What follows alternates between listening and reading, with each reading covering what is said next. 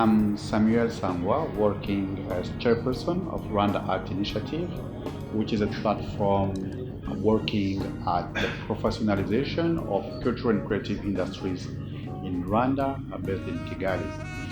The research conducted in Rwanda on artistic freedom highlighted a number of key findings, including the need for creators, policymakers to engage on the status of the artists. We need a policy which informs the status of the artist. This is very, very important and will be the entry point for any other policy which may be elaborated on.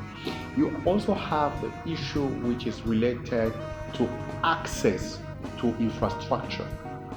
Quality infrastructure for creators to engage with the audience should be distributed evenly into the country, not only in Kigali, which only hosts 14% of the Rwanda population. So we need creators in other parts of the country to also have infrastructure, quality infrastructure, where they can express themselves, engage with their audience.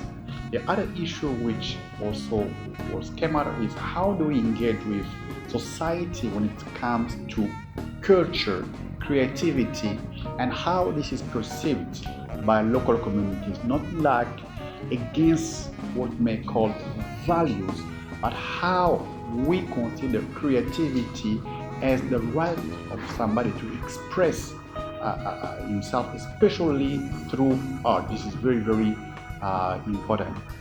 Another key aspect of the finding is related to the economic rights of the creative community, talking about copyright.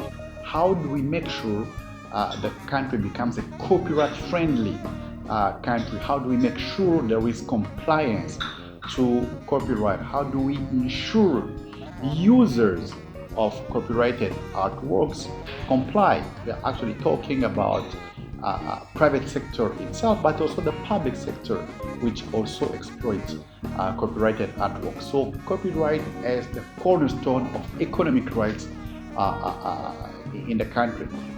So those were the key findings, and additionally on those, you have the issue of women representation in the cultural and creative industry. As of today, there is still a gap between men and women in that industry. So there is also need to work on those aspects. Why are women not equally represented in the sector? It means they are deprived to the equal opportunity to also make a living, to also express themselves within the cultural and creative industry. So that's most of the key findings. Now, coming back to the discussion which took place in Zanzibar and the PANAF, really that was a unique opportunity to identify what are the issues which are common to other countries related to rights of artists to express themselves, decent living, status of the artist, copyright, which are some issues which are very common, and realize that in almost these countries you have the same issues which are cross-cutting. So there is need to have a response not only at national level but at a Pan-African level, hence the necessity of such kind of a gathering.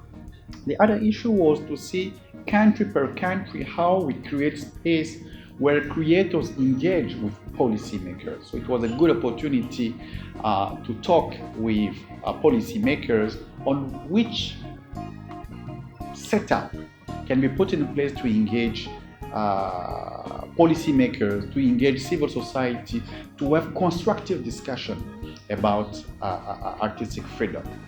And that, thanks to PANAF, is to have now a tool where we promote artistic freedom, how we make it a public subject matter, everybody is informed, everyone can know, and how artists know that this is their right to speak, to create, to engage with the community.